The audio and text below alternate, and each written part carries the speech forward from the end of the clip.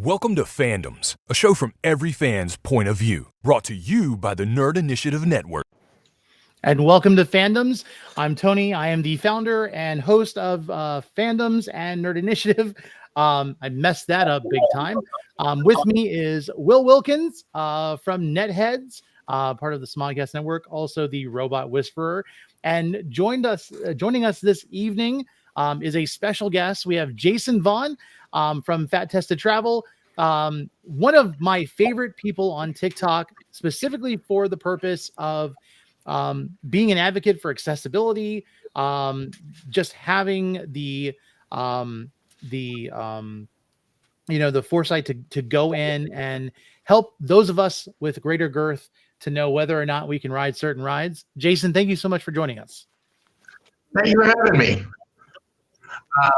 I have an echo on my end, so there's a little bit of a delay where I'm hearing it twice, so it's a little weird. Thanks, and now I'm hearing myself. Okay. Sorry about that. Now, do you have this streaming anywhere else on your computer? Because sometimes the audio. Maybe that worked. Okay. Anyway, hopefully that fixed it, whatever it was. Okay. Sorry about that. Yeah. So tonight we're definitely going to be talking about amusement parks, rides, life experiences, and of course there's stuff that's been rumored from Universal and everything else. But I realized I didn't do this, and I'm doing everything backwards. Will, how are you doing tonight? Other than muting myself, I'm great. Thank you. Okay, great. We have echoes. We have muting. As long as it's not me doing it, I feel pretty good about myself. So Jason, let's go ahead and just get a little bit started. To make the rest of us feel better. What's that? You have to make some sort of mistake to make the rest of us feel better, because now we've both made mistakes. Oh, You'll have to screw something. There you go. We're good now. Let me go ahead and get past a couple of things. First of all, if you were joining us for the first time on Nerd Initiative, we want to remind you of a couple things. First of all, if you want to know more about what Nerd Initiative is doing, you can always send some stuff to the contact us that's located here. But if you look above me right over this way, there's a QR code. That QR code is going to take you to our monthly newsletter, at least this month's monthly newsletter. And if you're not subscribed, there is a button there that you can subscribe to the Nerd newsletter to know what's going on with Nerd Initiative. There's announcements about convention appearances, as well as some, directives about new comic book day, some interviews that are being done, as well as some articles and reviews. And if you want to know what people think about certain movies like Argyle and maybe Madam Web, that you could definitely go there and find those things out that way. And then on top of that, you'll also know with the other QR code that's going to be coming out over here in a second about New Comic Book Day. If you are a fan of comic books and you want to know what's happening every month, we have a crack team of investigative journalists that will read those comics ahead of time and will let you know their thoughts on them so that you can know what issues you definitely need to get. And on top of that, not a part of the New Comic Book Day group, always check at the beginning of the week for Comic Concierge's top 10 comic books to pull, just the things that are most anticipated. He does that every week, and it's just fantastic and really informative. Now, I also have to remind you to keep the lights on. We have to let you know about the Nerd Initiative merch store. That's where you can get all of your Nerd Initiative merch, things that you can drink, wear, or just buy and throw away at this point. You can do whatever you want with it. You can find it there. And then the last thing, one of the fun things about us doing this, we are trying to work on actually making money at some point. We are an affiliate now with Lego, and so we're going to try to showcase a different Lego product with each episode. This is the Lego Red London telephone box. It's actually available, and if you I keep saying actually, if you follow that QR code, it will take you to the Lego site, and when you purchase it, it actually sends a little bit of a commission our way. So feed that obsession. Absolutely. I think I've got it all covered. Is there anything I'm missing? Actually, no. I got the thumbs up from Rich in the background, so that's great. Now, sorry, Jason, you had to deal with all of that. But pay the bills. So first of all, how long have you been doing Fat Test to Travel? When did you first start doing that? May, accidentally, I think it was May of 2022. Okay. Yeah, so I'm coming up on 2 years. Very good. And you've covered a lot of amusement park rides in that time. Yes. Yeah, and I have a big trip coming up in March to cover 4 more parks. I've covered, and all this, you can see full walkthroughs of all of these parks on YouTube and everything else. But I've covered all 4 of Disney World's parks, obviously. And when I do this, I try to cover all the rides. That includes all the kids' rides.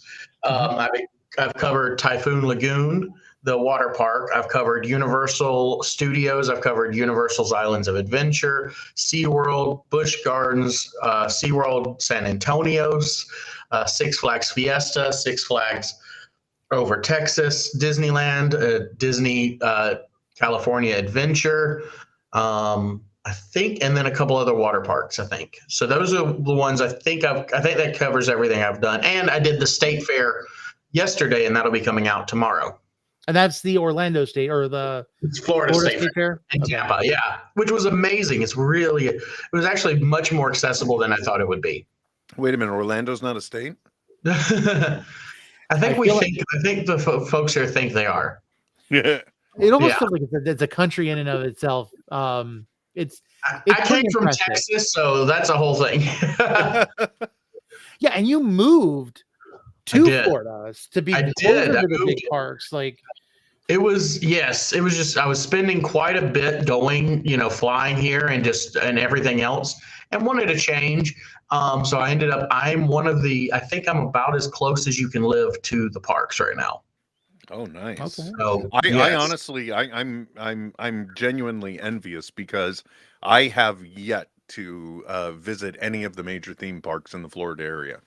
I highly recommend it. It's definitely worth the trip. And I came into like the theme parks. I'm an older Disney adult theme park fanatic, whatever you want to call. I don't look it, but I'm 40. And right there with you. And I only started. So the reason all this happened was in 2021. Obviously, I've always loved to travel. My mom actually owns Blue Ridge Tours, and she helps take students on trips, church groups or whatever, all that. So they organize bus trips for schools and everything. And I've always loved to travel. I've always enjoyed going around. And I went to, but I'd never done theme parks because since I was a kid and had to take that first walk of shame at Carowinds, which is one of the parks I'm doing next month, again, for the first time in 2 decades, or actually maybe 3 decades. I have been ashamed and scared to go on those rides. So I finally started I started watching YouTube channels just like everybody else did, the people that find me. I kind of found it the same way. Pammy Plus Parks, I have to give her a huge shout out. She's not creating videos anymore. She's made some comments on some of mine. So I really love and respect her. I'm so grateful for her. And she does a ton of stuff. If you want to see, all her stuff is still up. But and I finally was like, all right, it's time to dive in and just take the risk and go do it. And so before I ever went to the park, I actually bought a season pass because I was like, this is going to force me. Because if I spend that kind of money, I'm going to force myself to do it. Right. Mm-hmm. And then I went in, and then 6 months later, I was on my 3rd trip to Disney World. And I just threw up a joke video that called Fat Testing. And I said I was fat testing the ride. And the next day I had 1,000 followers.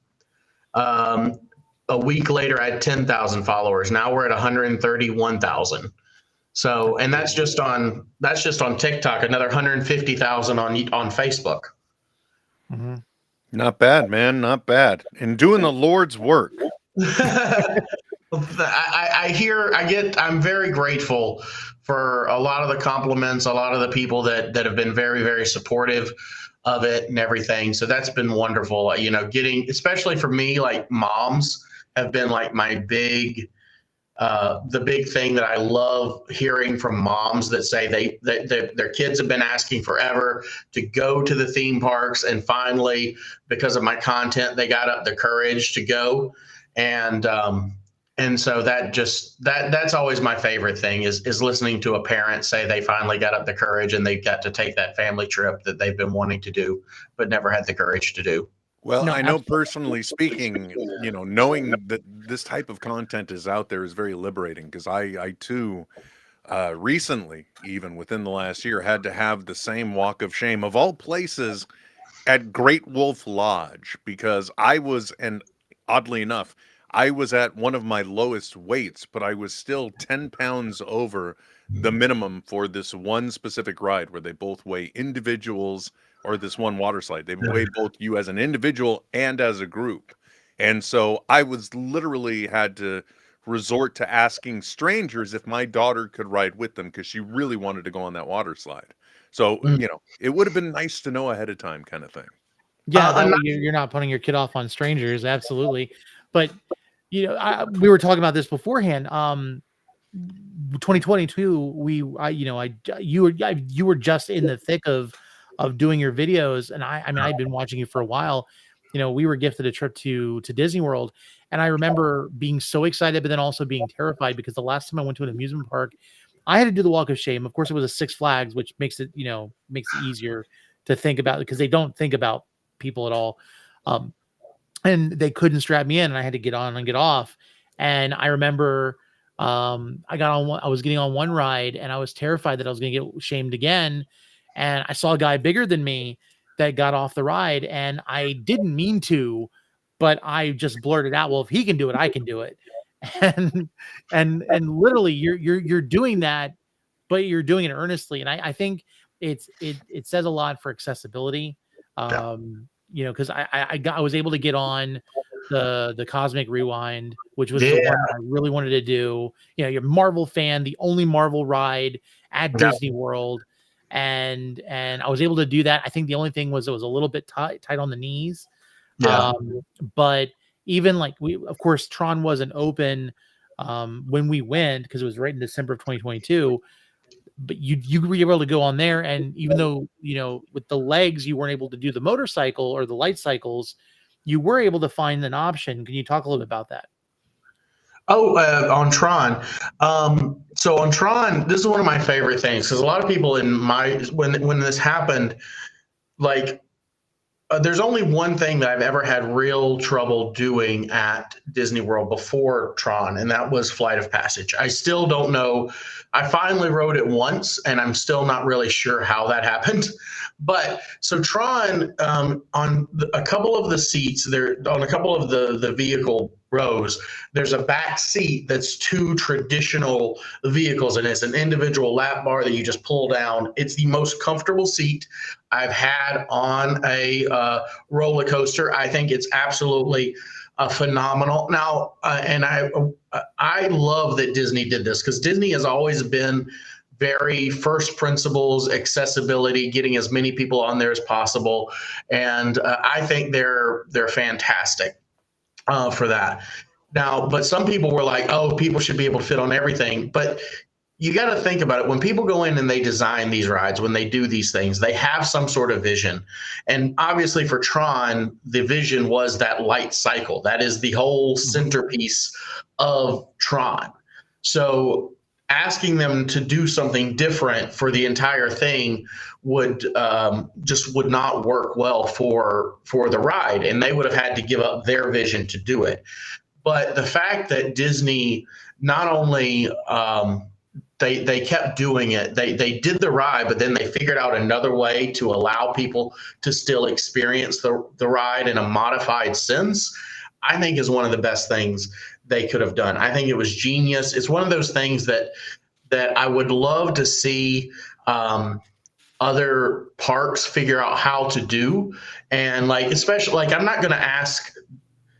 And first off, I don't think anybody's entitled to ride a roller coaster. I encourage accessibility. I push I would like to, like, when you're planning, hey, can we think about these things? However many percentage, a growing percentage of the population is going to have trouble with these rides. You want our money, treat us, consider us when you're building them if you want my money, right? Mhm. And so, but you could maybe add something, because there's ways to do it. But like you could add something on to Hagrid's that Hagrid could actually fit in. You could add something on to Velocicoaster or to any of the universal rides that larger people have trouble fitting in, right? Or rides where tall people have trouble, have some sort of modified thing for tall people as well. At Disney specifically, I know tall people may have a harder time than wider people, from my experience talking to folks.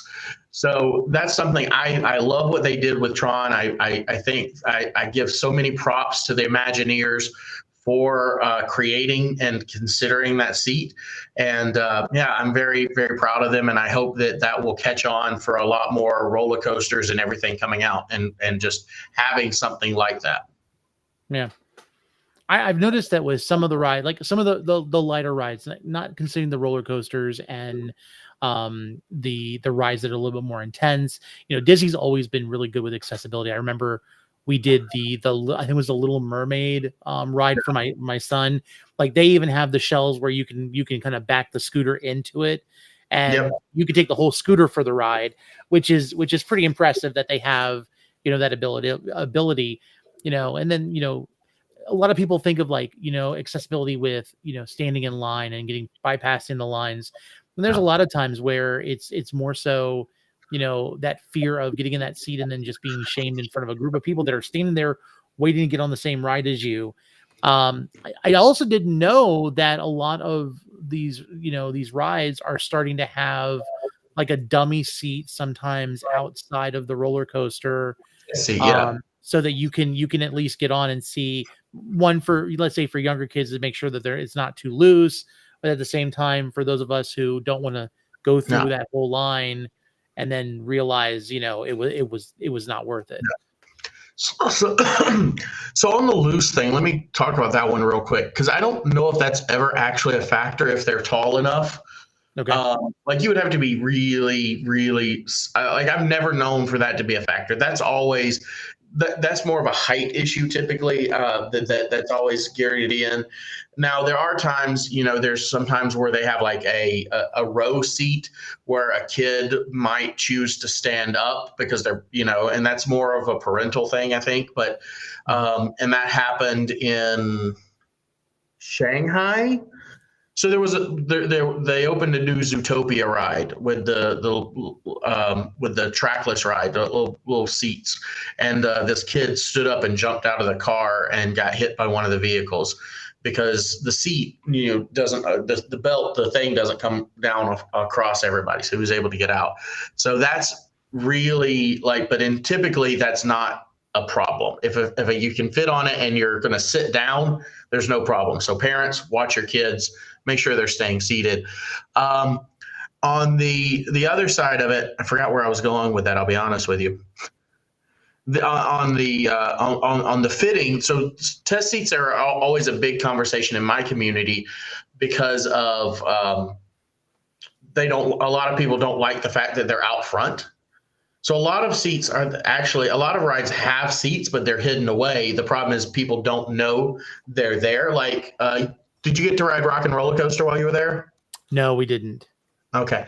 Rock and Roller Coaster, and now I have no problem with it. I don't know if many people do, but it has a test seat that's in a back room. And the only reason I know that this thing exists, as the guy that does fat testing, is we got escorted off the ride once because it broke down, and we happened to walk past it in the back room. So even I didn't know there was a test seat for that. So I assume that most people going are not going to know that sort of thing. So if it's an out of sight, out of mind issue, especially for people that are not, they're not morbidly obese. We'll say that, like, they're not me, right? They're a little worried. And some of those rides, like I've had people say that, they're 220 or so, and they can't fit into some of the Universal rides or some of the SeaWorld rides.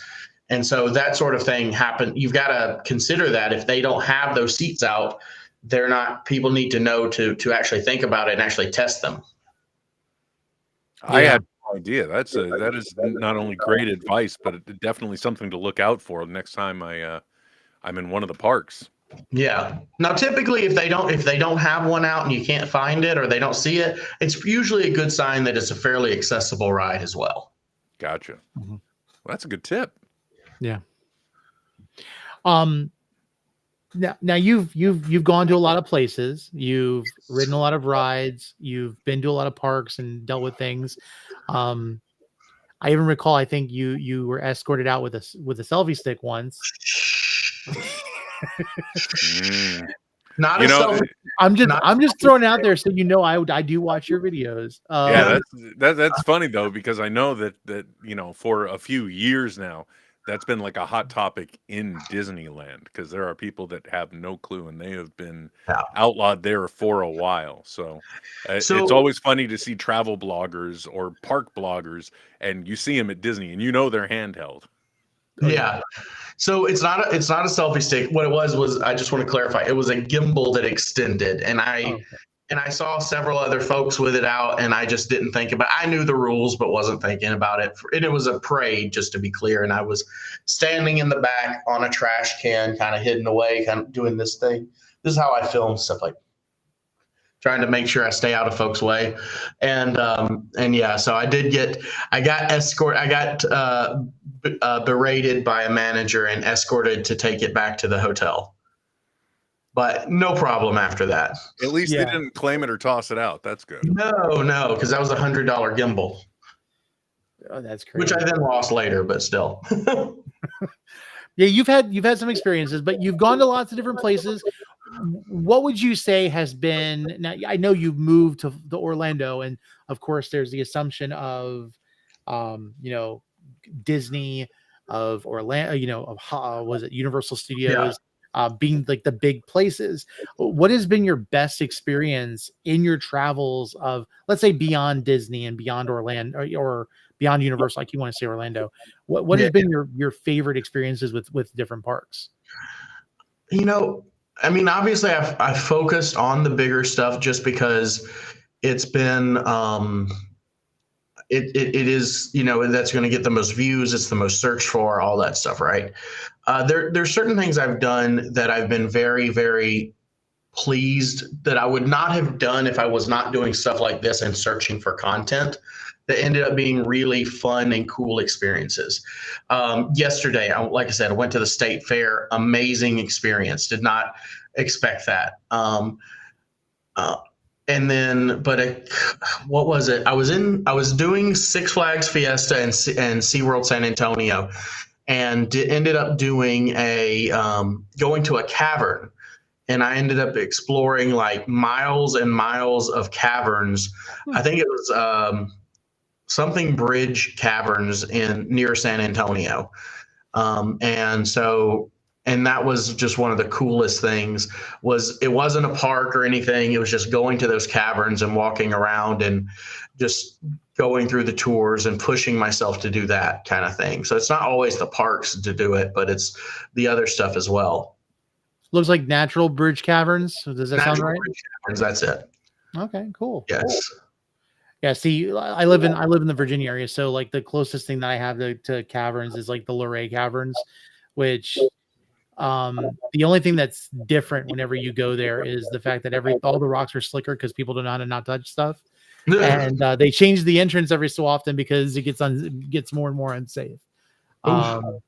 But that sounds cool. I would say for a big person, going to caverns is nice because it's usually climate controlled because of the caverns. Not in San Antonio. No, not the ones. No, these were so humid. Oh, wow. It wasn't even like a very hot day, but it was just like you walk in there and it's only, I think it's 80 degrees. So in that way it's like 100% humidity. Okay. So Luray Caverns stays at like a consistent 60 degrees. Oh, they even have a house that's built off of the caverns that when the whoever owned the property before, they had the caverns funneled in, so it was like natural air conditioning in the summers for this house, like this old house. Oh, very cool. So that's interesting. I didn't know that's crazy. Of course, everything's hotter in Texas. Yeah, but no, that was definitely one of those humidity things. I guess not all caverns are. I've done a couple others before. I did one cavern it was a lot easier trek. It was the one Carlsbad. I did Carlsbad caverns. That one's a very easy trek. So that one's much easier to do, by the way, for anybody wanting to go into a cavern, and it was nice and cool. Okay. So let me ask you a couple. So good experiences, great. Any bad experience? Anything that you would suggest people kind of just steer clear of that you've experienced? So for me, my whole thing has been, I'm not trying to tell people not to go anywhere. I'm just trying to let them know what to expect when they go. I think if you have the right, so I talk to folks, if they know what they're going to do, if they know what they're going to experience when they go to a theme park or to something else.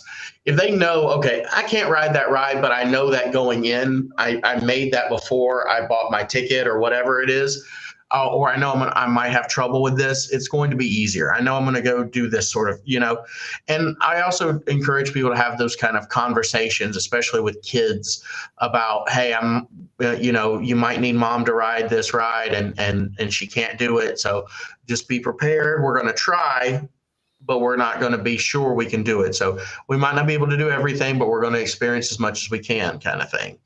So those are the kind of things I encourage folks to do. People give Universal a hard time, but I can ride most things at Universal. The problem is the big rides that people think about, the big the Forbidden Journey, Hagrid's Velocicoaster. I can't do. Okay. But there's still a lot of stuff there. There's some great shows. There's a lot of stuff to do there, even if you can't do those things. And if your local park has festivals, those are even better. Like, I can't really, SeaWorld's the worst about actually fitting on rides. And I don't want to, there's a lot of controversy every time you talk about SeaWorld, you're going to get all kinds of comments and everything else. But like I said, my goal is to show people what they can experience. So I'd focus on that, right? But like, they have one of the best Christmas things you'll ever see. Mm-hmm. Like, if you go at Christmas, I think like what comes with your ticket at the park, not like an additional Disney World after hours thing, you're going to get one of the best things there that you possibly can. Or Busch Gardens is the same way. Great Christmas events, that sort of thing. Yeah. We were at Disney during Christmas time, which was magical in and of itself. I always say there's two things that I like doing at Christmas time. We try to do them. We try to do them. One was going to New York, and seeing the the windows at at the different department stores, and then didn't realize Disney was the other one until we went and saw all of it. And if you can get past the quantifying the fact that it's warm when it's like all of this Christmas stuff, it's great. But I will say, like, Hollywood Studios specifically was gorgeous. Like the art, like just the style. It was very much like Tinseltown Christmas. Yeah. Absolutely love that. And then, of course, what was it, Main Street in Magic Kingdom, which unfortunately the day that we went was also the day that they were doing one of the evening events, and we didn't have tickets for that. So we ended up having to leave before that all that started, which I think they started that at 5. So we just did our park hopper, and my mom and my son ended up going back to the hotel. My wife and I ended up going to Hollywood Studios to kind of scope out Galaxy's Edge before the next day, when that was all we did. So absolutely loved it. Now, a couple things I want to throw, because you're here. We definitely want people to go and check out your stuff. I don't want to pick your brain and steal your content. But I want to talk about a couple of things, especially. I don't hold anything back. I try to give as much as I can wherever I can, and I have things for people to go purchase if they want to in different forms and all that. But my goal is like, it should all be put out there, and then it'll come back to me. So ask me in whatever you need. Yeah. And if you're watching this after the live, or if you're listening to this on the podcast, because we do an audio podcast for this show, I'll make sure the link is in there for Jason's Fantastic Travel website. One of the things I would recommend going on there and checking is, beyond seeing where he is on social media, there is a travel guide that you can purchase, and it's not super expensive. And if you're planning on going on a trip, I would recommend it. Thankfully, the only thing I was really, really worried about was of course Cosmic Rewind. But I will say this, and we've got to get you to Florida at some point. Going to Disney World, it's a multiple day event. Like, you got to go experience all of it. And we went, and we didn't even get to Animal Kingdom, so like we missed out the whole park. I know, I hear it's a great park, but listen, it was all about the boy, and the boy decided he wanted to go back to Galaxy's Edge, so we spent an extended amount of time in a galaxy far, far away. But I will say this: when Will goes, now I know they have a Pirates of the Caribbean in California, but I don't know if it hits differently at the Orlando park. Is there any recommendation of where a big guy should sit when they get on that ride? Because I almost got soaked when I went on it.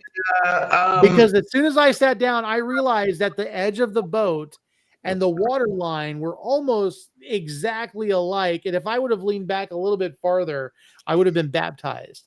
So that's funny. You know, a couple of times the boat sank when Splash Mountain was operating.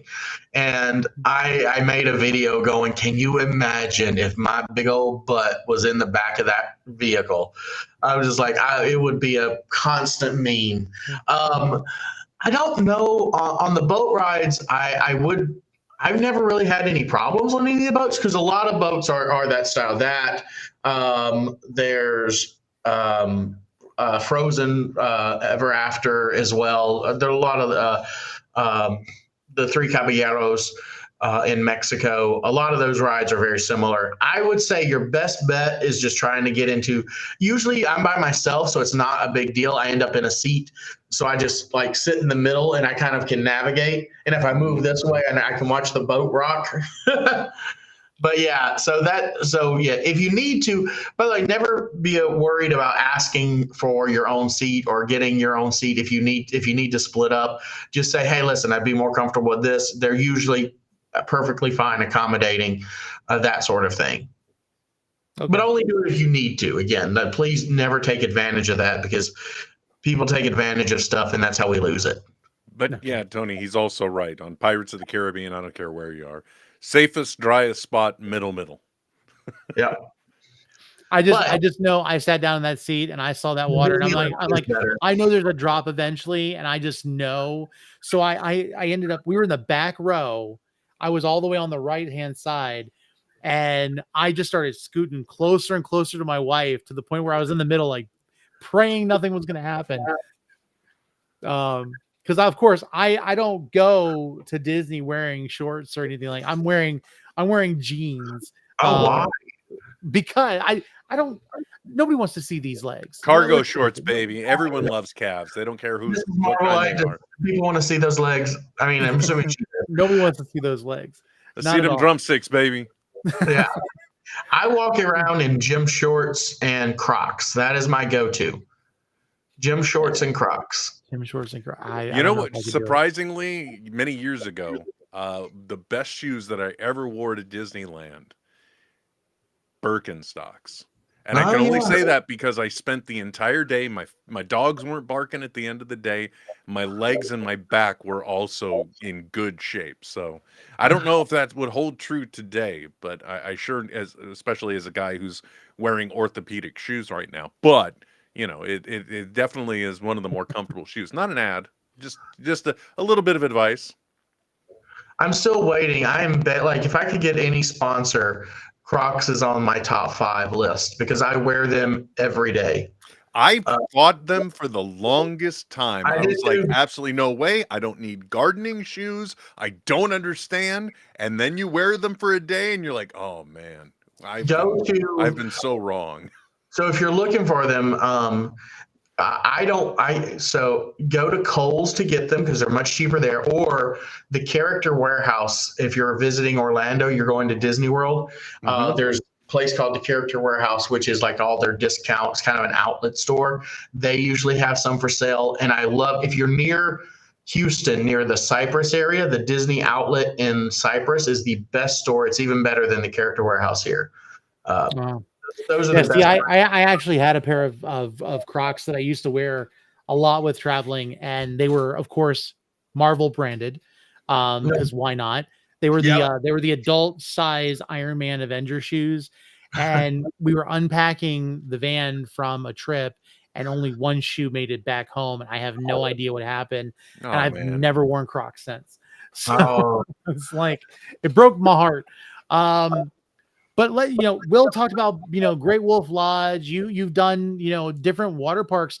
Something in the news. I have an image for it in a second. But if you guys didn't know, there was actually a water park in Sweden, and I believe I'm saying this right, Gothenburg, that exploded in the last 6 days. The entire amusement park went up in flames. They said that the actual water slide was what caught on fire. How in the world? The only thing I can think of is if they have like heaters, maybe. Was it a water coaster, maybe? No, it did. The way they described it, it was a actual water slide. I wonder. So some of them have where you go to the bottom and then they have the machines that move the tube or whatever it is back up there. Maybe that's what caught on fire. That's crazy. Yeah. Well, I mean, recently I saw on social media somewhere that a Great Wolf Lodge had flooded, and I'm still chuckling about that one. That's funny. If you're looking, I've not done Great Wolf Lodge yet. I would love to. And I've not done a video on this because I wasn't doing this the last time I was there. I'm trying to because I do enjoy this facility. It's expensive. It's very expensive, but it's really cool. The Kalahari Resorts is kind of the same concept. The one in Round Rock, if you're near Austin, Texas, is the largest indoor water park in North America. I did that one, and there's no weight limits. I could do everything there. It was a lot of fun. Most water parks have weight limits. Disney and the Kalahari are the two I've found that do not. Oh, very good. That's a good advice. Yeah, and good news. Yes, that's another thing you won't catch me doing. I'm sorry, you're not going to see me doing that kind of stuff. You don't need to see the legs. You don't need to see this body. Even with a t-shirt, it clings too much. We're good. I am terrified of water slides still to this day. When I was a kid, I was getting in a tube and I went backwards and busted my head open. I can still, in my mind, is probably like made up, see the water going down the slide or blood going down the slide. Anyway,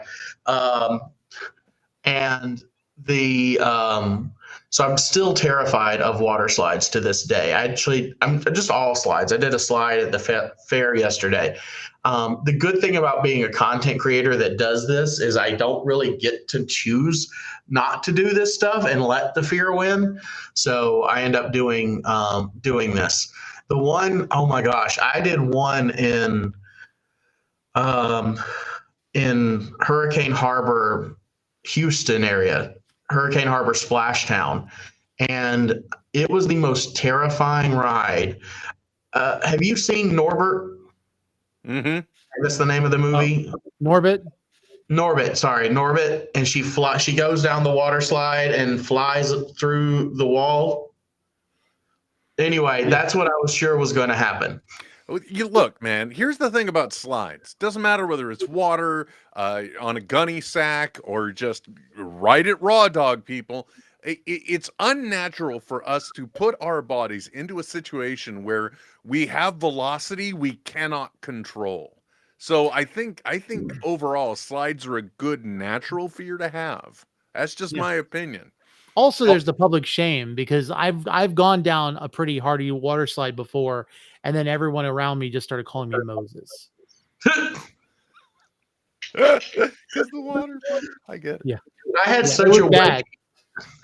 I had such a wedgie when I got off that slide that I looked at the team member there and I said, "Honey, it's a good thing I'm gay because I wouldn't be after that." Holy Moses. So we could keep talking. We can keep talking about water slides and the unfortunate consequence of them. But let's also talk about some other stuff. Now this is more of the show. Like if you're watching this and you don't follow Fat Test to Travel, please make sure you go. And again, follow his stuff, TikTok, Instagram. Lots of videos on both, and then of course the website is his resource and what you can find there. Thoughts on, and let me just go ahead and give a little bit of a preface behind what we're talking about. Recently, Universal Studios went ahead and announced that they are going to be adding an entirely new park in 2025 called Epic Universe. Whoa. Now, what's really interesting about this park is there is going to be a main, kind of like if you want to think about the way Magic Kingdom is kind of like the centerpiece of the parks, they're going to have Celestial Park, and it's going to be the more generic. And I thought it was interesting. It's the more generic rides. They've got the carousel. You've got, the roller coaster. They've got, this Pan-Asian type market or restaurant that they're going to have. They'll have the shops and everything. But okay, stop on this one real quick. But basically the way Celestial Park is going to work is they're going to have portals from Celestial Park to the other locations. And if we could zoom back to the main park look, with all of the parks, we are going to have a Harry Potter world. There's a How to Train Your Dragon, the island of Berk. There is going to be, I believe, the Super Nintendo world, and then the Dark Universe. Leans into the Universal monsters. Yes. What are you guys' thoughts about this? I'm very excited. I'm very worried about the rides. Yoshi apparently is definitely very difficult for larger folks, and I know that so is the go-karts. It actually got a big story when it opened in California because it said people with a 40, and I'll let you in on a tip. So when Universal thinks a ride is not going to be good for larger folks, they will put a 40-inch waist. May be tough for people with over a 40-inch waist as a general notice. That is not the Universal. I mean, sorry, I'm trying to think of another word, but that is not a across the board rule for them because that moves around. It jiggles, and so they're having people with like up to, I believe, at least 46 inches. I've heard a little bit even higher than that have been fitting on those rides. Yoshi apparently is the hardest one to do that I've heard of, and that a lot of people, that one has not had great, because this is pretty much a complete like pickup. I believe it's Tokyo that they're going to do. So I think this is a like spot for spot Tokyo Land kind of thing. So that one's going to be interesting. I'm very excited about the monsters. That's the one I'm excited about the most because I like the idea of classic monsters. The castle looks really cool, and I don't know what the ride's going to be like. I'm hoping it's not a roller coaster. That makes sense. Yeah. It needs to be a good dark ride storyline. I also wonder, like, right around, like, when it comes to Halloween, if that's going to be, like, the destination, because Universal's always been good about, their Halloween nights and stuff like that. But actually having, like, a dark universe location, like, it could be a little bit more, let's say, mature of a Fright Fest or something. They might have some stuff there, but, Fright Fest is already very mature. Like, it's not for kids, really. Right. Yeah. But and also you got to think, I think like it's the big thing that pushes people into USF, Universal Studios Florida, because there's nothing there right now. I guess DreamWorks will kind of push people in there. They've got that one coming out, but I don't know of anything in that park specifically that's like the big draw. 'Cause everything's either pretty old at this point. They've got Minions, so I guess maybe they're pulling in like the young families with some of that stuff, Minions and all, but they don't really have anything else like that. So everything's been focused on Epic on that end. Yeah. See, I'm still, I grew up a Jurassic Park fan. We were in Florida and we were going to go to Universal for the Islands of Adventure just for the Jurassic Park stuff. But I also realized that unless you want to do the Velocicoaster, the Jurassic Park, the water ride is not really changed since they built it. If you want to go to the newer one, you go out west. Apparently. It's under refurbishment right now. Maybe they'll update it a little bit, but I don't think so. Yeah. Yeah. It's almost like Jurassic Park's in Florida and Jurassic World is in California, which kind of works. Well, and that one, I remember when Jurassic World was Jurassic Park. So I've seen that ride get reskinned already. And there's Lauren from Hops Geek News. She was excited to hear we were going to be talking about amusement parks, especially since she is located in the Orlando area, and it was super excited. And if you don't know, you go check out our other YouTube videos. Lauren and Matt from Hops Geek did an amazing panel with the Ghost Machine creators. But she was excited about that. I offered her to come on, but she had other engagements, but she said she would definitely drop in. So thank you, Lauren. But yeah, I mean, wasn't like, I remember we reported on the Nintendo World, the waste issue with the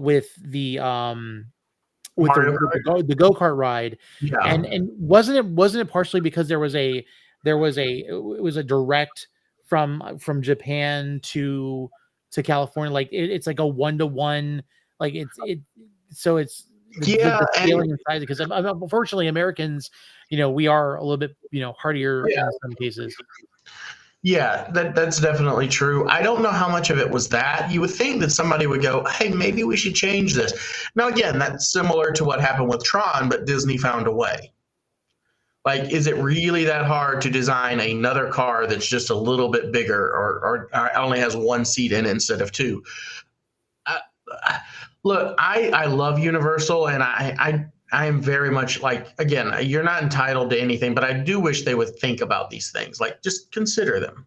It's especially when you consider the fact that with all of the AI image generators that are out there, it's really kind of, I don't want to say embarrassing, because, look, people are in all kinds of shapes, sizes, and colors, but like AI imagery, if you ask it to do an American and then a something or other, it's going to come back with a plus size person, if you will. So, I think when it comes to catering to the national average, that kind of might be the case. And I really think there should be more considerations for that. Now, I understand that there are rides that exist, that do pre-exist, that are from a different time, so that you can't really make considerations there. But for anything new, to not take that into consideration, like especially if you look at Rise of the Resistance, is a great example of a ride and an experience that is darn near accessible to everybody. Yeah. Oh yeah. Yeah. No, I will say, look, there's nothing. It's very hard to when we talk about accessibility, we're talking about expanding the average generally for what we're talking about. There's always going to be some people, if you're 600 pounds, you're going to have a harder time, just to be flagrantly honest. I've got people, I think most rides at Disney, I think you're probably good on to about 420. If you're bigger than that, that's probably gonna. I'm missing an N. It's Vaughn, by the way. Anyway, but like my closest, one of my closest friends, he was born without arms or legs, and so he's going to have a problem most rides, right? Yeah, we're not thumbing up in that, by the way. Yeah, I realized as soon as I'm smiling about the name such change, poor timing. missing arms and legs, and I'm like, wow, I really look like a jerk. And we're right like, now. hey, yeah. All right. no, no. So he's always like, I took him to his first theme park. We went to SeaWorld, and the only wheelchair accessible ride was the merry-go-round, the carousel. Okay. And really just you put it in place. Disney, if you've had somebody with that kind of disability go to Disney, oh yes, I completely forgot. Okay, I've got to remember the name of this park. So if you can help me look it up, I apologize that I cannot think of the name of the park because it was so cool. It's in San Antonio, and it's an all accessible park. It's specifically, and they're just getting a bunch of rides in. They've got a water park, and it was such a wonderful, like, it's not an exciting park. Nothing's like overly, but all the rides are built for like wheelchairs, and there's a Ferris wheel for wheelchairs. It's just such a cool park. There's fishing, and like everybody should go there. And I'm trying to think, Morgan's Wonderland in San Antonio. What a fun, really cool park. Like if you're trying to find like a theme park, an adventure park, this isn't it. But if you want something where your family can go and just have a great day that's not very expensive, and you want to see people from all different walks of life that have all different abilities and accessibilities, go to Morgan's Wonderland in San Antonio. Take a day to visit there. And they're doing this whole new refurbishment this year. I'm very excited for them, but I got to cover that one. And that was one of the coolest, like, off the beaten path parks I've ever gone to. That's awesome. I think the experience is sometimes more. A lot of times, I remember going in my childhood to things like King's Dominion or Six Flags or Hershey Park, and you think it's all about the rides, and then you go to these larger places, and they're very much about experiences. Yes. I remember, like, when we first went to Disney World, we went to Magic Kingdom. I remember it was like, okay, we got to go to this ride, we got to do this ride, we got to do this thing, and then you have to stop. Like, wait, there's the parade, there's this, there's that, there's more. And honestly, I would say, and this is just my opinion, if you're focused on the rides, you're doing it wrong. Like, take your time, because you lose the opportunity for and again, Disney overuses this term sometimes, the magical experiences. I remember we tried to do the Haunted Mansion with my son, and he just freaked out. And so I'm carrying him out. My wife and my mom went on the ride. We went out. We decided to get like pretzels for the family, and he's crying, and he asked for pretzel for himself. And I'm like, buddy, I don't know if you'd really want this, and they're a little bit expensive, so let's just get the one we can all share it. And the lady, seeing him upset from going off of the Haunted Mansion, she goes, "Can I just give you an extra pretzel?" I'm like, yeah, sure, yeah, absolutely. And they do that, and you miss that opportunity to see those things. Yeah, they're so good, like the magic moments and everything like that, where they just take care of the cast member. We say the cast members are the magic, and they really are. Like, I love the rides, but the cast members at Disney is one of the best things. And if you can just go, and Hops just made a great point about just stopping and relaxing and enjoying where you are. One of the rules I set for people is don't try to do everything. These are my 5 things that I really, really want to do list, that this is your focus. And then plan to get 75% of those things done, and everything else, try to just let it go by the way. Because even with your, like, these are my 5 must things, things might happen, especially like sometimes, like, the ride just might be broken down all day long. Yeah. Sometimes you might not get that lightning, like, especially with the lightning lane issue. That can be a problem for getting the lightning lane on a busy day. Might not be able to go do that. But if you just have your plan and be like, all right, we're going to try these are our big must do things, and we're only going to plan on getting 75% of those done and calling it a great day, you'll have a much better time, if that's your expectations. Yeah. And I will say, I will attest to the fact, cast members do make a big difference when it comes to the parks. When we first arrived, our resort room wasn't ready, and it was our fault because we got there too early. And we weren't upset about it. We were just kind of waiting, and the guy felt so bad for us. He like comped our lunch we stayed at the All-Star Sports Resort, and so we went in there, and like the meal ended up being like over $80, for it. And then the whole thing was comped, and we were just sitting there just completely like stunned that they were willing to do that for us. So you never know.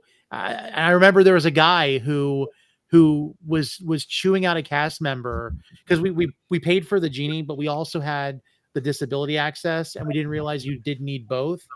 And so Cole Bippity Boppity Beard reached out to me and was like, we were spending time together, and he takes me to the kiosk that's at Hollywood Studios, and he's like, let's try to get a refund. And so they're helping us, and this guy just is full on Karen, just attacking the cast member verbally. And they said, well, sir, you need to speak to a manager. The manager's at the front of the gate. And they wouldn't help him. And as he walked away, they go, we could have helped him, but the manager will just tell him to leave. Well, that's you give what you get, right? That's the whole point. It's karma, man. So, well, I want to talk more, but we want to make sure we don't overdo the time. Jason, we're going to have you on again with again, Jason Vaughn with an N. The one thing I missed the N for is that one correct. Everything else is correct. But of course, Rich has to, throw me under the bus there a little bit. But Jason Vaughn, Fat Tested Travel, everywhere you can, any social media, follow the QR code. You'll definitely get to his resource site. And of course, you'll find some great stuff there. And if you're someone who's looking for accessibility, for someone to kind of go through, also, this is the thing. It's not just about getting in the ride. Sometimes it's like going over the overall experience. Sometimes there are rides you just want to avoid. And I really appreciate you giving your full opinion. But absolutely made my experience going to Disney better and less anxiety driven. So thank you for that. And thank you for joining us. Now, I also want to just kind of throw this out there. Remember, everybody, you want to make sure you like, subscribe, and turn on notifications for Nerd Initiatives YouTube, as well as checking out all the things, the merch store and everything else. Just like we said at the beginning of this thing, at the beginning of the episode, you'll definitely want to check out this QR code and make sure that you are subscribed to our newsletter for more information. And the last thing I want to say is, Will's been rather quiet tonight, and Will has done that for a purpose. He always says that this is my show to run, which it's not. Will is my co-host, and he can speak over me anytime he wants, but he doesn't because he's a nice friend. But I was on his show last night on Netheads, so be sure to check out Netheads episode 366. We talked about Apple Vision Pro. We talked about Madam Web and Deadpool and Wolverine. We just had a lot of good times. I appreciate whenever I get to fill in as his co-host body double, since Will has a thing for bearded guys with, I guess, corrective lenses. Just saying, I'm Will's type. That's just how it is. But with that said, thank you guys for joining us for Fandoms. And if this is your first time watching us, we appreciate that. This is a show for every fan, for every fandom. If you have a suggestion, or if you have something that you would love us to touch on, be sure to let us know. You can throw it in the contact us on our website. But I will tell you, in the next coming couple of episodes, we will be doing a Doctor Who themed, and Will is going to be doing most of the talking because I don't watch Doctor Who, and it's only out of childhood I'm out of here. Is that a childhood fear? Because I was terrified at the beginning, and but that's childhood, man. There was a whole reboot in 2005 that got a little silly. Yeah, it had some scariness, but it was silly and fun. Come on. TikTok is getting me closer to, but that will be a very stacked episode. I'm just going to say it. There's a lot of people who want to talk about Doctor Who. So I will be the guy sitting quietly off to the side while everyone else is talking, and will definitely be running that episode. But with that said, again, thank you guys so much. Thank you, Jason. Thank you for And having me. I'll come back and talk Superman sometime. That'll be yes. fun. Look forward we're to it. having you on next. Yes. Right. Around July of next year, we're going to be talking Superman Legacy. So yes. Yes. Sounds good. Thanks for having me. All right. Everyone have a good evening and thank you.